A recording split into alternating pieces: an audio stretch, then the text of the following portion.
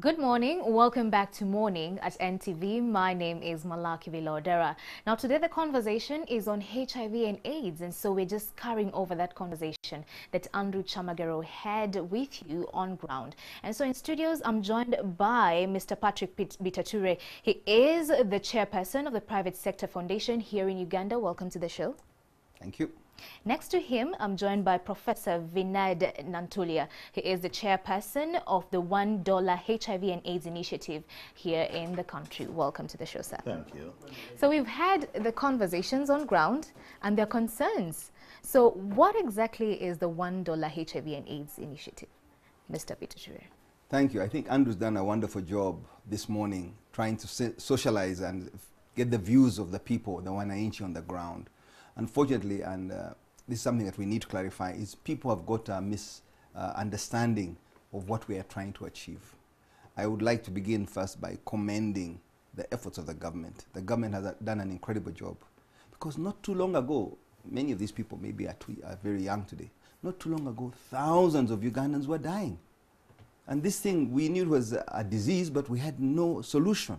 And nearly every family in Uganda has been touched. I'm yet to see a family that's not touched, either immediately as a family or a neighbor or a friend. So we are aware of this and we've begun to live with it, but we shouldn't bury our head in the sand. Had it not been for the donors, for their contribution, for their sacrifice, it's their tax money. They're sacrificing to keep us alive. But the government has engaged them and done a fantastic job to have this steady progress that we've got today. But we should not become complacent. All right, okay. Actually, on a yearly basis, Uganda loses around 20,000 people to this particular epidemic, and this is the HIV and AIDS. And so far, with regards to treatment, you've actually said that the government has done a lot, and we know that these monies come from both external donors, private sector, and the government which contributes only 10% to this particular kitty to address the issue of HIV and AIDS. But someone would say, okay, fine, the treatment rate right now, out of the 2 million that have HIV and AIDS, 1.8 are on treatment. So someone would say, I think we are at a good point. So why do we need this initiative, Professor? Oh, thank you. Yes, we are at a good point in that at the beginning of the epidemic in the 80s, we had nobody on treatment. And we have worked very hard to get people on treatment. It was a big global campaign. I happen to have been involved in that big campaign, which led to the establishment of the Global Fund, which was for mobilizing money from donors and bring money to less developed countries so that they can afford to buy the drugs. And then the presidential initiative of the US president came in, and we have been getting a lot of money to buy the drugs to put our patients on treatment. But the issue is that when we look at the over 1 million people that are on treatment, and they are on treatment for life. Now, we need to maintain them on treatment for life. At the same time, there are new infections coming up. We need to get those new infections also on treatment. And then we have got people who have not yet come for testing. They also need to be tested because they do have the infection, but they don't know. Now, that bill of treatment is a big bill. For Uganda alone, we spend nearly $300 million a year on drugs and the testing tools that go with the drugs. That money is a lot of money. But you see, in the global arena, most of the people that have been, the countries that have been supporting us are facing other priorities. Now, when you look at the proportion of the money that comes from outside, it's about 93% of the treatment programs are supported by external donors. If those external donors are having other priorities, which we know they have, we are facing a problem. And we've got to prepare ourselves to be putting in additional resources to complement, as Mr. Bitature said, to complement the government as well as the external funding. Okay. And that's why the $1 initiative has come in.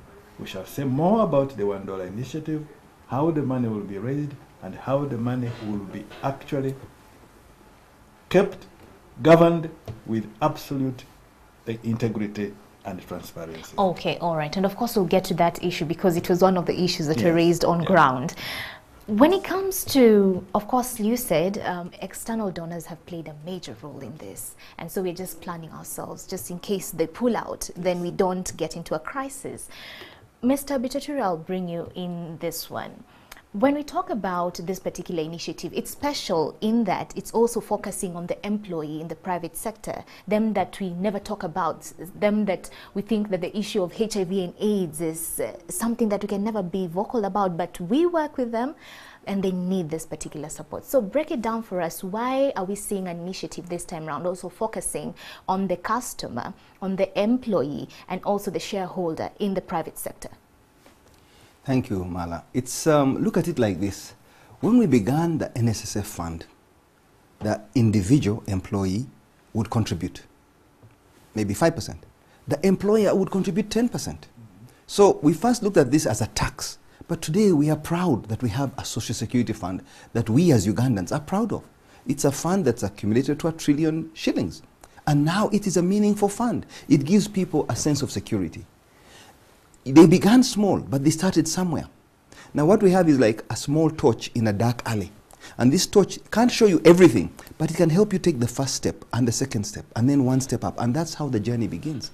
So the magic of numbers means if we as private sector start this initiative, and with a small amount, it looks like a small amount, but nearly every family, and take an average family in Uganda to be 5 or 6, then out of our 40 million people, you have at least 5 million or 6 million families. If every family contributed just $1, on average, $1 a month, this is not a compulsory contribution.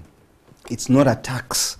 This is a moral contribution. It's a donation. It's not a tax. It's a donation. Yes. And if you have a conscience and you feel that I've lost somebody, somebody else will lose somebody, tomorrow you may lose another relative. If the donors, for whatever reason, austerity measures, chose to cut back on their funding, do we start choosing who to give medicine and who not to give medicine? Will there be a scramble? Let's begin small. Let's mobilize a fund and ring fence it. This fund will not be touched. It will not be for people to use sensitize. No, this is a fund that is ring fenced as an endowment fund. It will grow. When it's big enough, then it's well invested. Only the proceeds from it, the profit from the fund, is what we are contributing, is what we are spending annually, so that it is sustainable. Yes. Keyword is sustainable. You look at the SDGs, the Sustainability Development Goals of the United Nations. Right. The keyword is sustainability. We must do something that can be sustained because this medicine is lifelong. You don't take and stop and go, and you can't choose. We've got to start someone on a program and assure them that their life depends on it. So we need to have a fund. The president has led this initiative on HIV in Uganda and turned around, and he's received accolades for that. We must respect what he has done. Yeah. But it's a huge stride. But we as the private sector, maybe we were too young, too small. Now as we come of age, we must contribute. Private sector, the community, the corporates must join this effort. They are not going to contribute $1. Pepsi Cola, MTN, New Vision, the big companies should contribute something and play a role. NTV plays a role by putting us on air. This is something that you're playing because it's a moral duty we have. Okay. We are bound to help the weaker in our community. All right. Professor, with regards to the infection rate in the country, it is said that every hour we have 5 new infections of HIV and AIDS. And of course, in a day, 126 people get new infections of HIV and AIDS. So with regards to this initiative, is it going to address that prevention and educating people? Because someone on ground said that there's a need to address the issue of behavioral change. People still live recklessly and they don't know this. They don't have this information. So will this initiative tackle that as well? Yes, thank you. Now, let's look at it this way. We already have this number of people that are already infected that must be on treatment. Right. Some are already on treatment, others are not yet. But you see, if you don't turn off the tap of new infections coming in to add on to the burden of the of the population that you need to treat, then you are not doing it. You are not doing it right. So the fund that we are talking about is for supporting the treatment of maintaining our citizens on treatment that are already on treatment, putting the new ones on treatment, but also preventing the flow of new infections. So it will do that as well. Yeah. How do you intend on doing that? Now, will the $1 initiative itself do the job? No. The $1 initiative is a financing instrument. So once we got the endowment fund already established, and this I need to stress the idea that we are talking about an endowment fund. Money that will be built up and then invested, and the returns, the profit on that investment is profit that will go straight for supporting all those programs. But the idea of the endowment fund is that we shall have in Uganda the source of money in perpetuity for tackling HIV/AIDS, and if we defeat the HIV/AIDS, that money will be used also for fighting other conditions that may emerge. This is the beauty of setting it up as an endowment fund. Okay. Mr. Bitature, I'll bring you on this, and the question is on accountability. Of course, it's an endowment fund, meaning that you'll invest it in different areas, like you're saying, and then the profits now go to this particular initiative. Now, break it down for us. Number one, what areas will you be investing in? And then number two, in terms of accountability, how will you ensure that them that contribute towards this actually know that there's, accountability, transparency, we know where every dime went to? In Uganda, we have a very dangerous disease other than HIV and malaria, and that is the lack of trust, this absence of trust. Rightly so, some people may say, because we have eroded the trust, the confidence people have in you. NSSF took a long time, the example I used, to build this confidence. But now we feel that there are actually checks and balances. There are measures in place to make sure that that money is not abused. Some people may be tempted here and there because the fund looks big. But we've got to grow as a society. A society cannot be measured by the good things we do and the buildings and how the affluent survive. It is everybody has to be inclusive. We should leave nobody behind. So we've got to raise a fund that is accountable. And we've got to have a mechanism in place, a very strong mechanism, initially, at least I think for the first 5 years, where money has got only one way. There's a valve. It's a one-way in. It cannot get out. Let's build this fund until it's a respectable size. For 5 years? At least 5 years, I think. All right. That's how an endowment fund is created. Professor went to Harvard. He's a lot smarter. He's seen how these things are done. Endowment funds were set up long ago. They have they've accumulated a massive amount of money. They can do whatever they want to do because they are in control. We are not in control of our lives, of our brothers and sisters' lives. Behavioral change is an ongoing process. We can't affect that deliberately. The fact that we make a contribution as a family, if you're a family of 6 and you only contribute $1, that's 4,000 shillings equivalent, per month or per year, your awareness level is high, is heightened. We need people to be aware that we are living with this scourge. It's not an easy thing to deal with, but we have to live with it and deal with it comprehensively. When everybody's awareness from an early childhood knows that we keep making a contribution, like we go to church, we go and we make a contribution. It may not be a full tithe as some people are talking about, but we make a small contribution. Yeah. That moral consciousness, awareness, raises awareness and makes people remain sensitive that there is a problem out there. And it will affect our behavior. So what areas of investment are we looking at? Of course, now, you mentioned NSSF. Let's have and professionals, we know yes. Let's have and we professionals. know NSSF. We know NSSF, of course, in the past few days, actually past few years, in some time we saw issues to do with corruption in the investments and stuff like that. So what areas of investment are we looking at? I'm looking at having policy guidelines that will guide where they can invest this money or not and where they cannot. Low risk return investments, like they talk about treasury bills, bonds, the areas where there is no risk of losing this money or minimum risk. There are experts that know how to mitigate these risks. There are fund managers that know how to manage this money. You may not get 10%, 15%. Today NSF is giving 15%. We may not get 10%, 12% on those high numbers. Even if we got 6%, but our money is safe, that's what matters. Then we know that the fund is working. Eventually it will grow when it's It's about the size of the fund that makes a decent return, not the high rate of return on a small fund. So we need to grow this size of fund. And I'm thinking that Ugandans can contribute easily 4 billion shillings in a year. That's just about $1 million. If we move to $5 million a year, that will be great. If we move to one day $20 million a year, no one thought NSF would reach this value where it's now worth a few $1 billion. Right.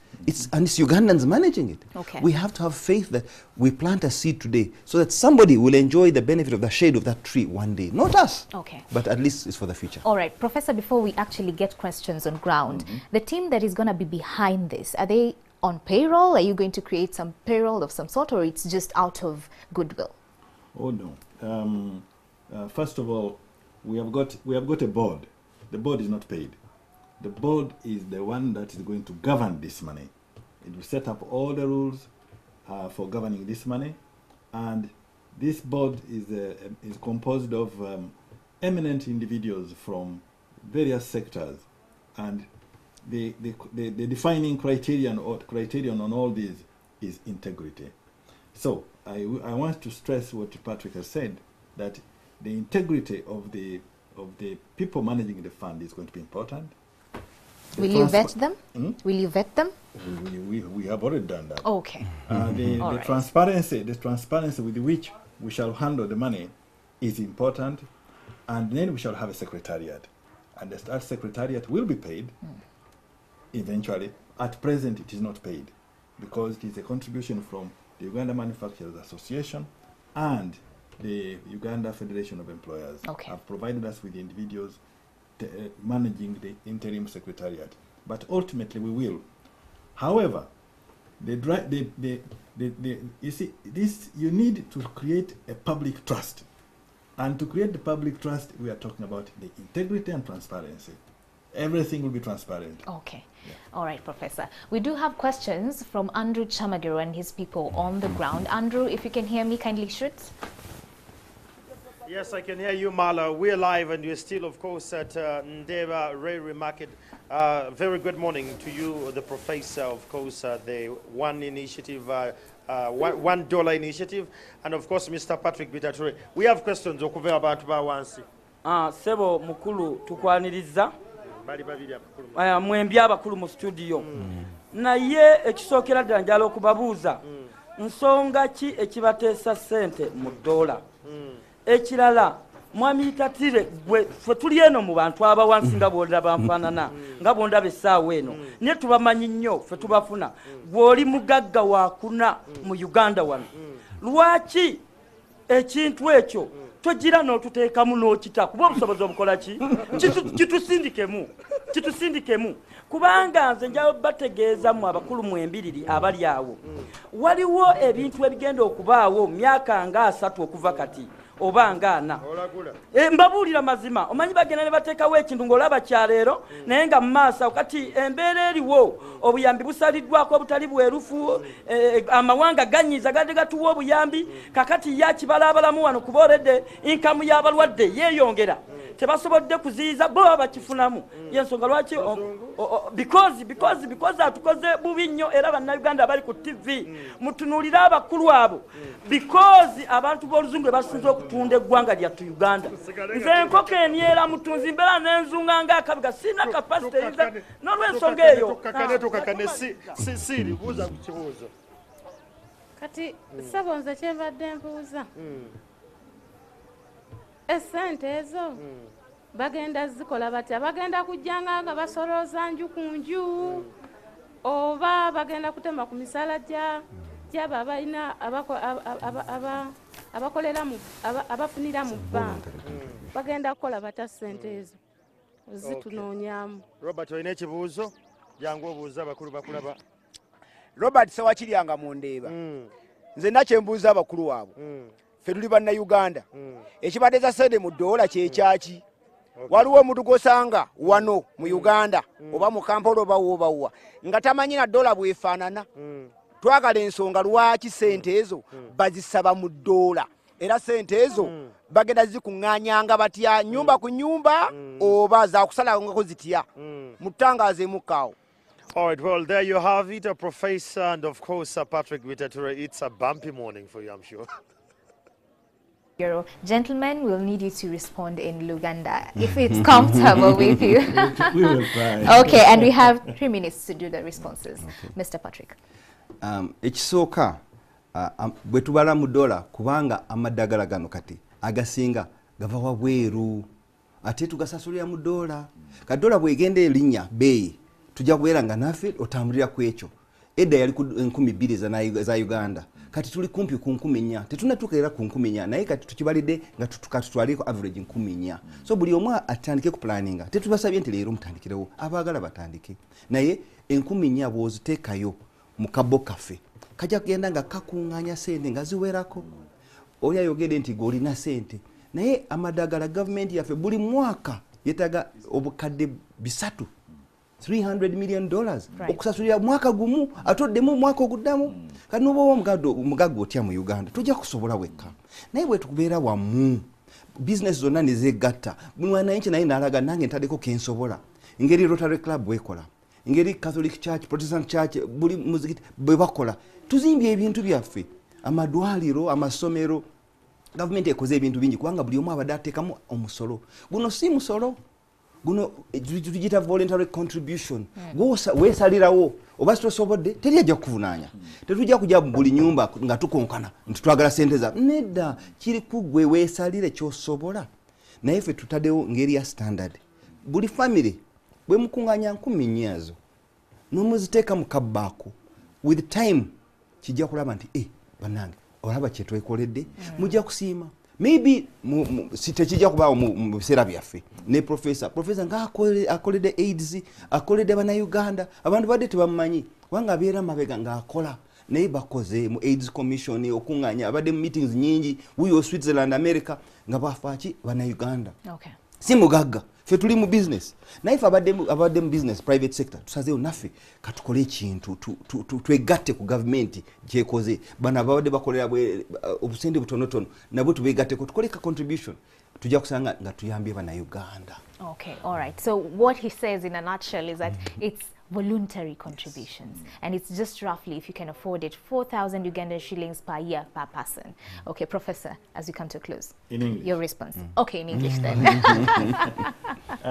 The point is that this problem is our problem, all of us, and we can only defeat this problem if we all work together, the government, the development partners, the private sector, private individuals, professional associations, the Rotary, etc. Let's all get together and collect the money that we need if we are going to fight this disease effectively. But because it's an endowment fund, we will be having a permanent source of money. Uganda will be having, and by the way, this is a new thing in the whole world. It's going to be another of Uganda setting the standards. We will have a source of money which we shall use to support the fight against HIV/AIDS by complementing the government effort and the effort from our well-wishers in the development partner world. Okay, all right. Thank you so much, gentlemen, for coming in studios, shedding a lot of light with regards to this initiative, at least to being able to answer to the questions and the worries that the public really had with regards to that. Yes. Now, on the 9th of December, we are organizing a charity walk and charity run from the City Square to Lugogo. We are organizing this to quick start the mobilization of money. And we are appealing to all of you to come and join us in that charity walk on the 9th of December. All right. Thank you so much, gentlemen. Mr. Patrick Bitature, the chairperson, Private Sector Foundation Uganda, thank you so much for making time. My pleasure. Professor Vinod Nantulia, the chairperson of the $1 HIV and AIDS initiative in the country. If you can afford it, let's fight this together. That has been it for Solutions segment. Up next is Flavio Tumusime with Take Note. Take it. Thank you. Keep it here.